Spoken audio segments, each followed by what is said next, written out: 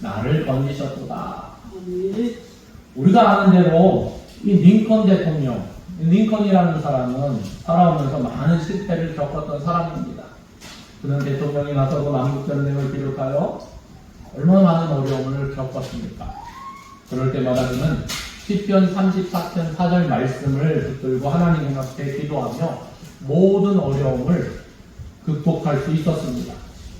그가 9살 되던 해에 그의 어머니 낸시는 세상을 떠났습니다. 신앙심이 깊었던 이 낸시는 사랑하는 아들을 아브라함 링컨에게 마지막으로 이렇게 당부를 합니다.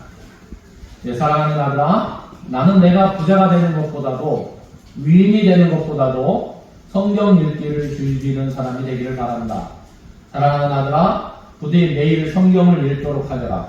그리고 내가 앞으로 살아가는 동안에 삶의 위기가 닥칠 때에는 더욱 열심히 성경을 읽도록 하여라.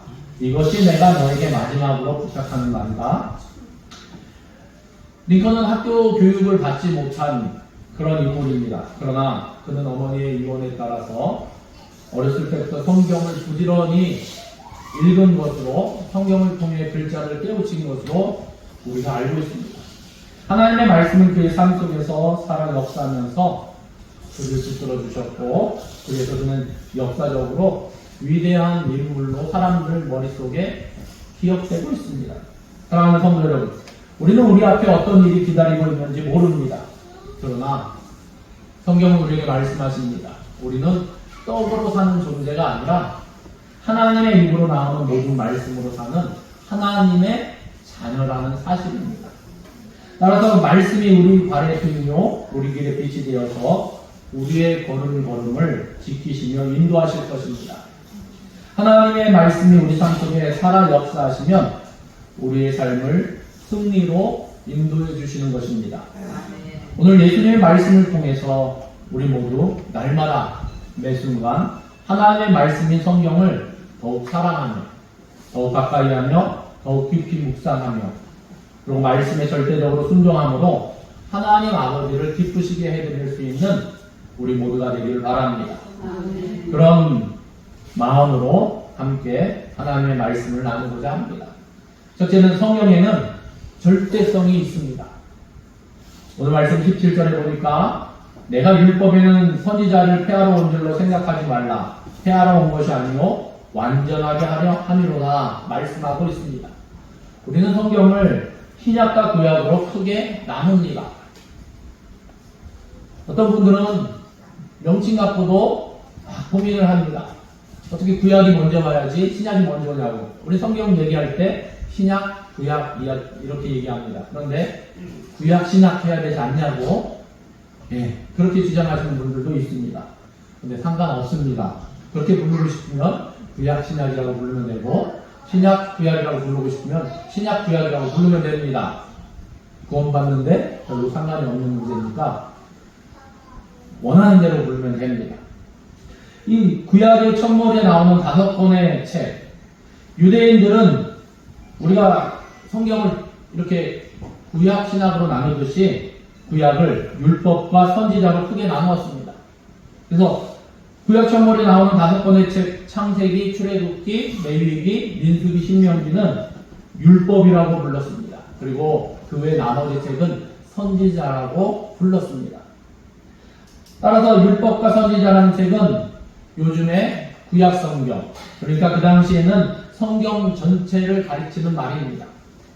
예수님 당시 서기관과 바리새인들은 예수님을 가리켜서 성경을 폐하는 자라고 비난했습니다. 반면에 자기들은 성경에 충실한 자라고 자처를 했습니다. 예로 성경에 안식일을 기억하여 거룩하게 지키라 이 계명을 그들은 안식일에는 일하지 말라라는 뜻으로 받아들였습니다.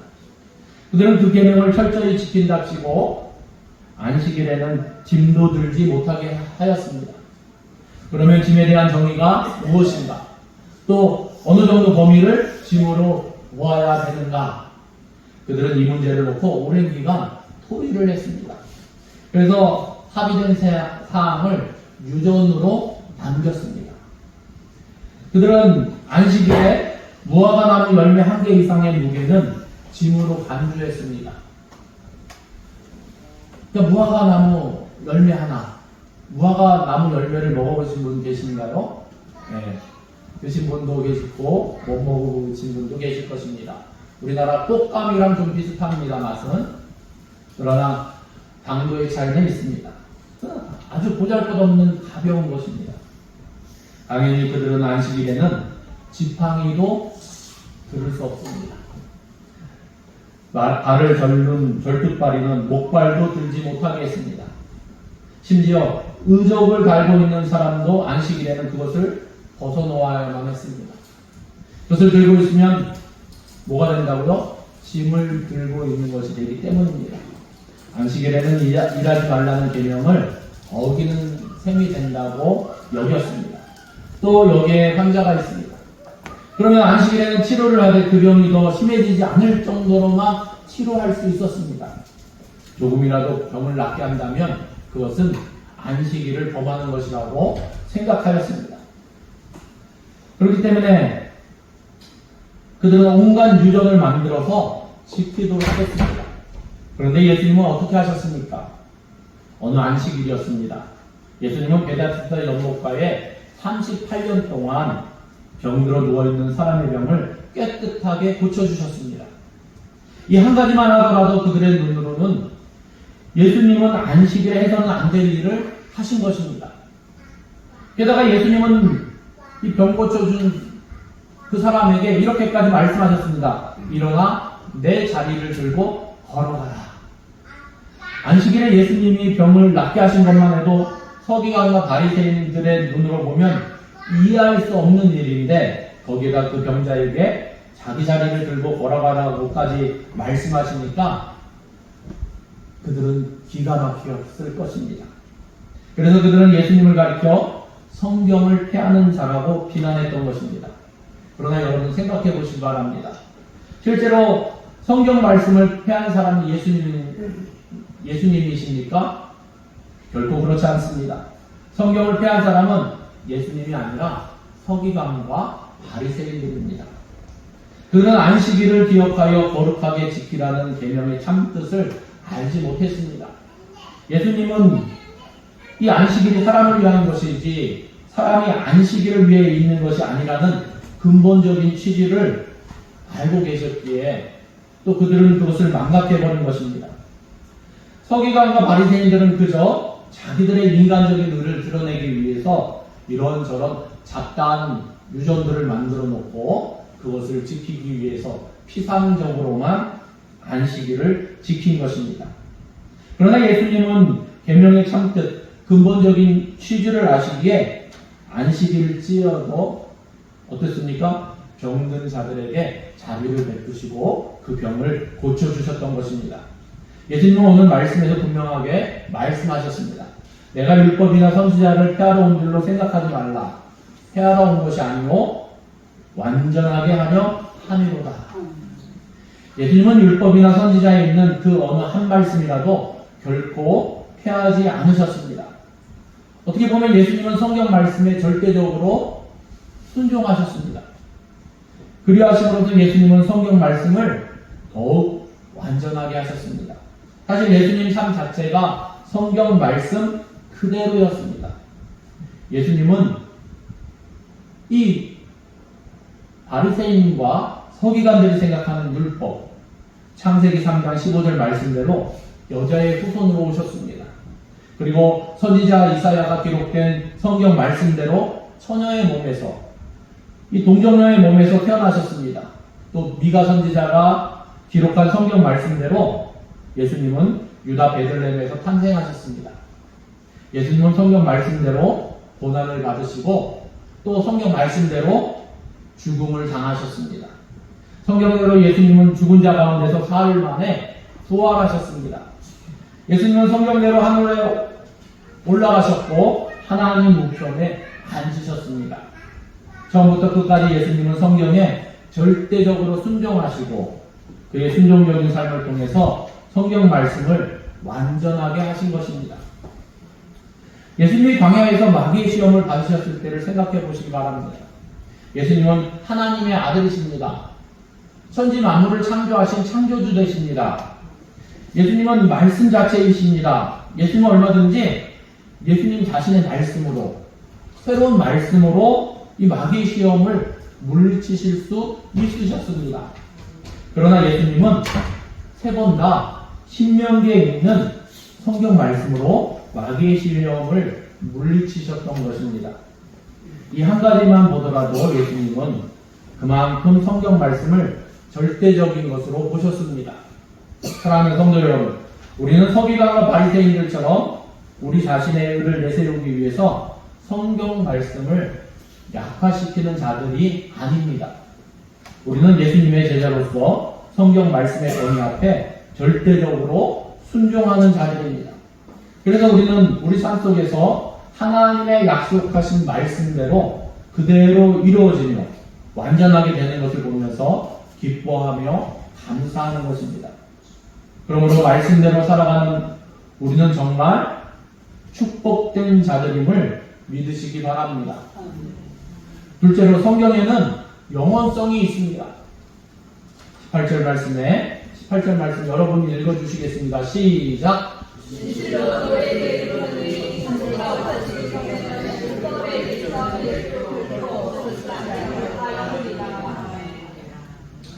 성경이 절대적인 이유가 무엇입니까? 성경 말씀이 영원하기 때문입니다. 아무리 성경이 권위 있는 말씀이라 할지라도 그 말씀이 영원하지 못하고 시대에 따라 바뀔 수밖에 없다면 성경은 절대적이라고 말할 수 없는 것입니다. 그러나 예수님은 성경에 기록된 모든 말씀이 결코 변할 수 없는 영원성을 가진다고 말씀하셨습니다. 진실로 너희에게 이르노니, 예수님이 중요한 사실을 말씀하실 때 종종 이런 표현을 쓰셨습니다. 천지가 없어지기 전에는 이 마지막 날, 예수님이 다시 오시는 날, 옛 하늘과 옛 땅이 사라지고 새 하늘과 새 땅이 도래할 것입니다. 그러니까 이 말씀은 세상 끝날까지라는 의미가 되겠습니다. 율법의 1.1획도 결코 없어지지 아니하고 다 이루리라. 이 본문에서 예수님이 말씀하신 의도가 무엇입니까?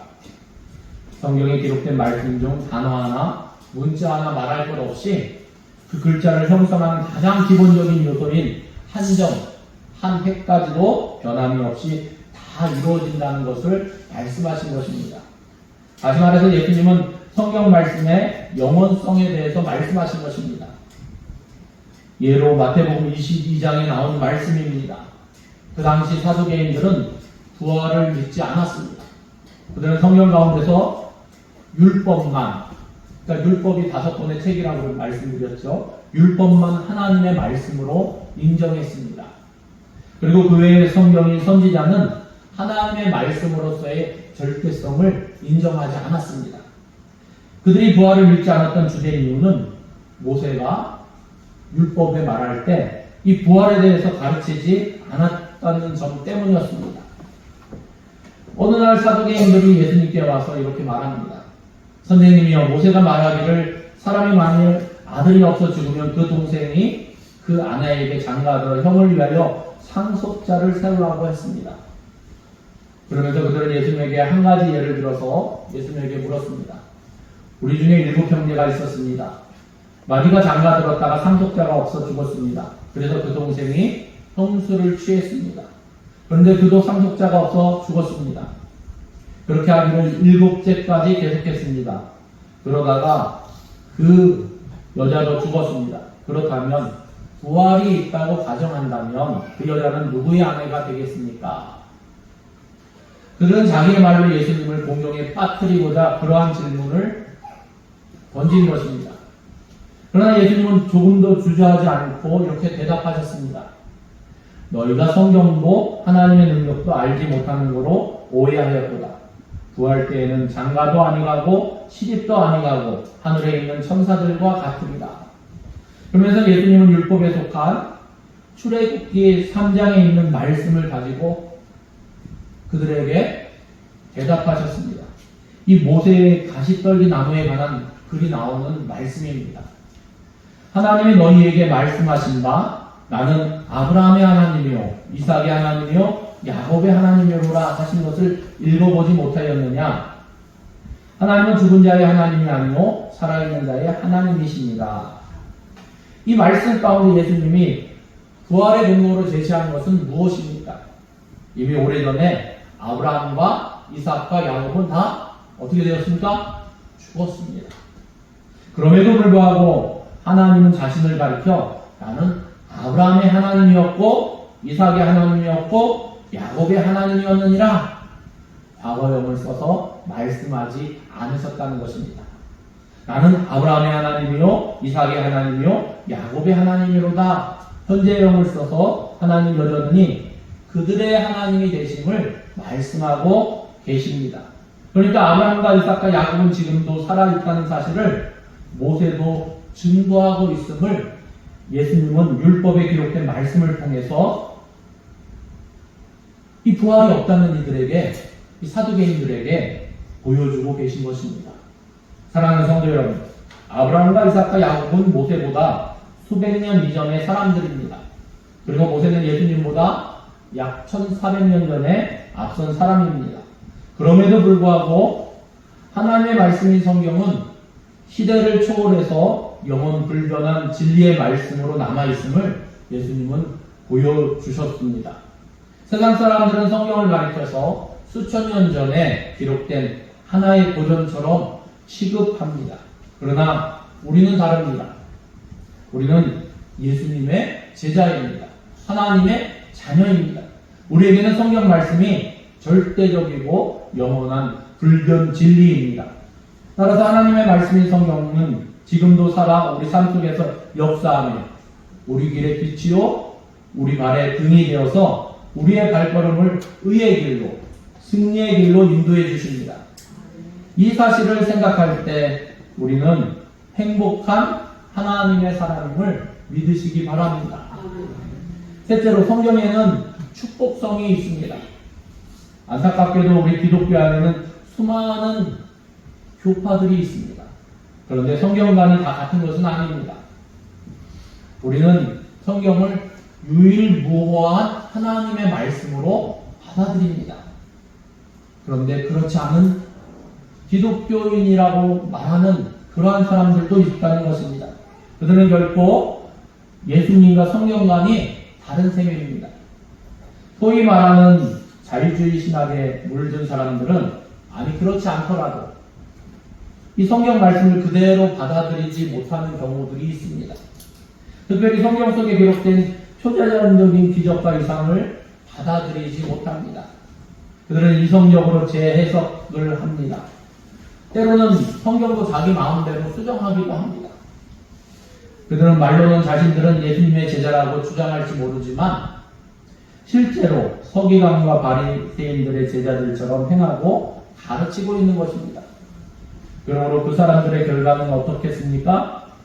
오늘 우리가 읽은 말씀 19절 상반절에 보니까 그러므로 누구든지 이 계명 중에 지극히 작은 것 하나라도 버리고 또 그같이 사람을 가르치는 자는 천국에서 지극히 작다 일컬음을 받을 것이요. 혹 믿음으로 구원을 받으니까 그 사람들도 구원 받을지는 모릅니다.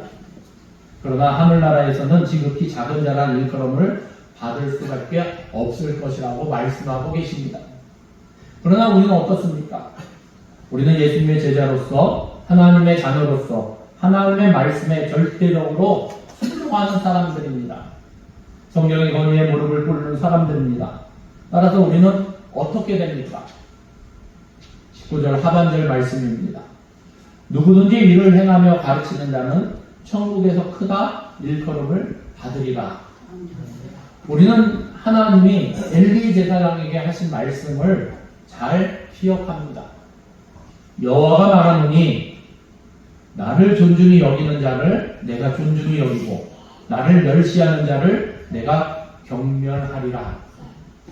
우리는 하나님의 말씀인 성경을 존중히 여기기에 하나님께서도 우리를 존중히 여겨주셔서 천국에서 우리를 큰 자라고 일컬어 주실 것입니다.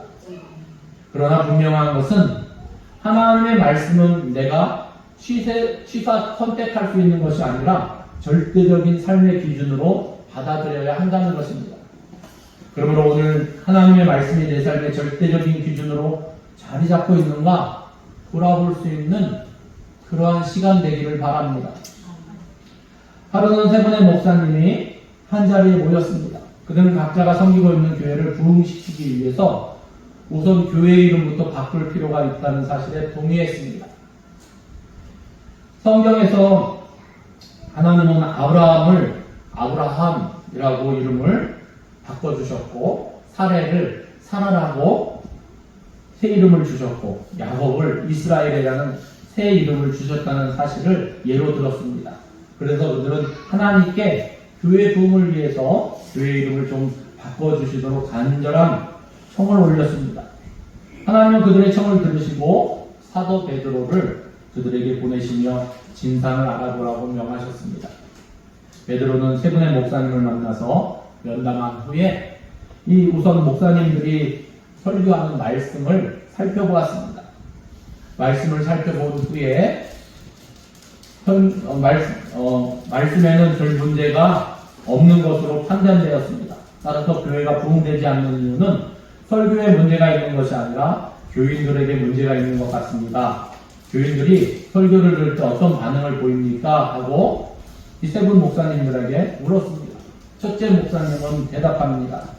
우리 교회 교인들은 설교를 들을 때 조는 사람이 많습니다. 특별히 남자들이 많이 좁니다. 베드로는 그 말을 듣고 대뜸 이렇게 말합니다. 그래요? 그러면 그 교회의 이름을 조는 교회라고 지읍시다. 두 번째 목사님이 말했습니다. 우리 교회 교인들은 예배 시간에 다른 데 신경을 쓰는 경향이 많습니다. 설교 시간에 괜히 쓸데없이 주변을 두리번거리는 사람도 있고, 주보를 이리저리 뒤적거리는 사람도 있고, 심지어는 쪽지를 적어서 옆 사람에게 건너주는 사람도 있습니다. 베드로는 그 말을 듣더니 기가 막힌 듯이 이렇게 말했습니다. 그 사람들은 설교 시간에 완전히 딴전을 피우고 있군요. 그렇다면 그 교회 이름은 딴전교회라고 부르면 좋을 것 같습니다. 세 번째 목사님이 말했습니다. 베드로 사도님, 우리 교인들은 졸지도 않고 딴전도 피우지 않고 다 좋은데 아멘이 너무 없어서 좀 냉랭한 분위기입니다. 베드로는 그 교회 이름을 아멘이 없다는 뜻으로 노멘교회라고 지어주었습니다. 세 목사님이 신호하는 교회는 즉시 그 이름들을 바꾸었습니다. 교인들은 부끄럽기도 하고 자존심이 상하는 일이기도 했지만 사도 베드로가 직접 지어준 이름이기에 불평할 수 없었습니다. 자기들의 신앙 상태를 회개하면서 하루속히 자기들의 오명을 걷는 길밖에 다른 소리가 없었습니다.